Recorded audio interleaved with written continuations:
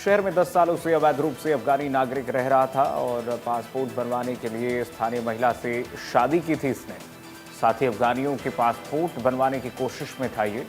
जबलपुर के पते से बनवाने की कोशिश कर रहा था।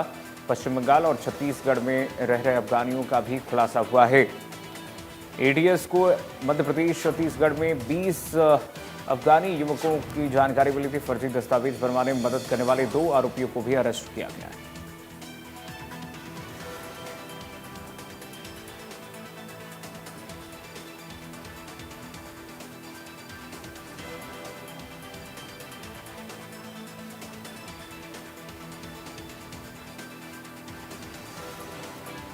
पश्चिम बंगाल और छत्तीसगढ़ में रह रहे अफगानियों का खुलासा हुआ है। बताते हैं आपको कि लगातार इस मामले में अब नए नए खुलासे हो रहे हैं।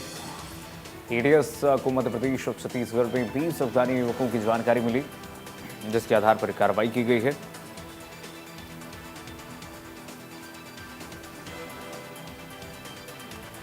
राजेश हमारे साथ सहयोगी जुड़ गए हैं। राजेश, क्या जानकारी?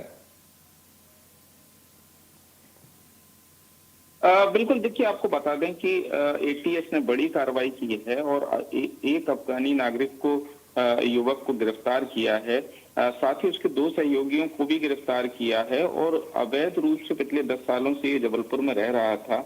साथ ही फर्जी पासपोर्ट कहीं ना कहीं बनवा लिया था। इसके साथ ही जो कई और अपने अफगानी साथी हैं उनके लिए भी फर्जी पासपोर्ट बनवाने का प्रयास अफगानी युवक द्वारा किया जा रहा था। 20 से ज्यादा ऐसी फर्जी पासपोर्ट बनवाने के प्रयास की जानकारी कहीं ना कहीं एटीएस को मिली है।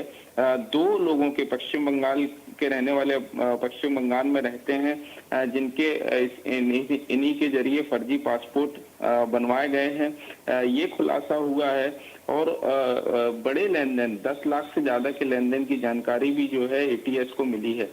एटीएस लगातार पूछताछ कर रही है। जो अफगानी युवक पकड़ा गया है, सोहबत खान इसका नाम है।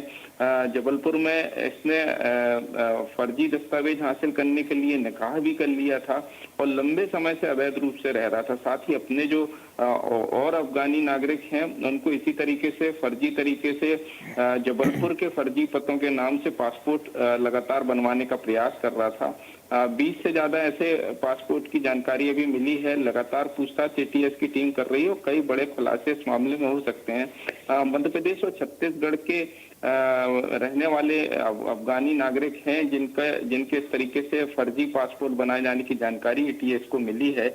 जब पूरे मामले में पूछताछ होगी तो कई और बड़े खुलासे होंगे।